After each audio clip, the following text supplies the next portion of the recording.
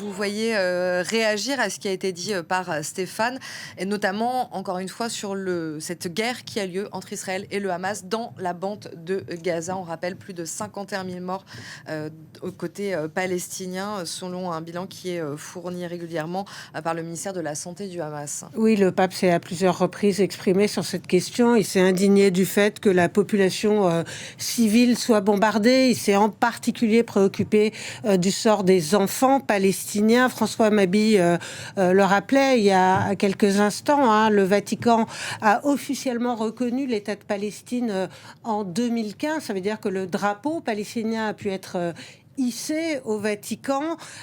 François a maintenu des relations avec le président de l'autorité palestinienne, Mahmoud Abbas, qui a d'ailleurs réagi à son décès. Nous avons perdu aujourd'hui un ami fidèle du peuple palestinien, a déclaré le président de l'autorité palestinienne, qui rappelait justement cette reconnaissance importante de l'État palestinien. Le Vatican officiellement soutient toujours la solution à deux États pour régler le conflit israélo-palestinien, demande la protection des lieux saints, est favorable au statu quo sur Jérusalem. Ça veut dire que, par exemple, les incursions de ministres d'extrême droite sur l'esplanade des mosquées n'est pas vue d'un bon œil au Vatican.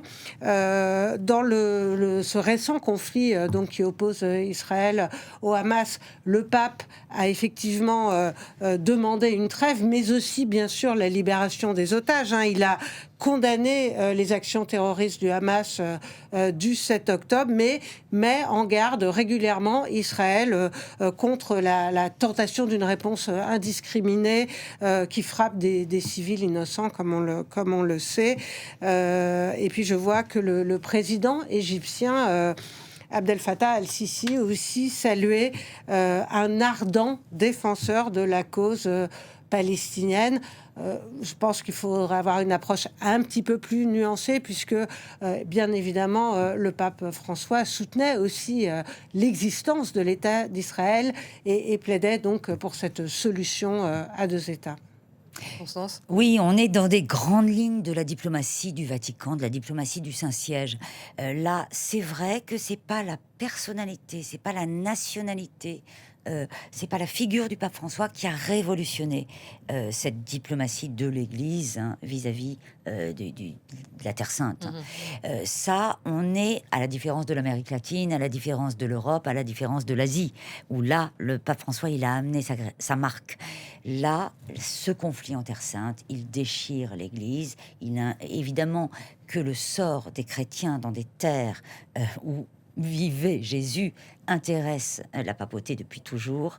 Et là, on est dans les lignes très historiques de la diplomatie de l'Église. Alors, ce qu'il a fait en plus, le pape François, c'est qu'il appelait, alors comme vous le disiez, il a reçu Mahmoud Abbas au Vatican, ils ont planté un olivier quand même, ils ont inventé une prière à trois voix avec le président, qui était à l'époque le président d'Israël, Shimon Peres.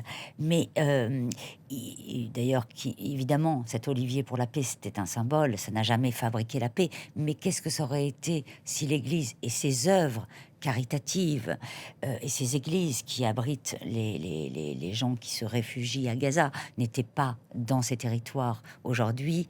Même si on ne peut pas parler de victoire de l'Église, ça serait évidemment pire pour ces populations si l'Église catholique n'avait pas des œuvres sur place. Et le pape François, il appelait tous les jours ce curé de Gaza, encore récemment, des religieuses aussi, des églises. Mais voilà, c'est une diplomatie qui malheureusement ne fabrique pas la paix, qui lui vaut quand même des voix très critiques en Israël actuellement.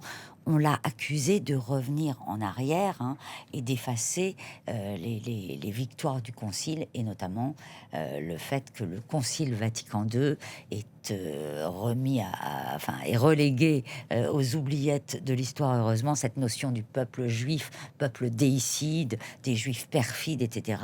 Et là, certaines voix en Israël disent non, le pape François est officiellement antisémite. Donc ça évidemment pas dans tous les courants en Israël, heureusement. On va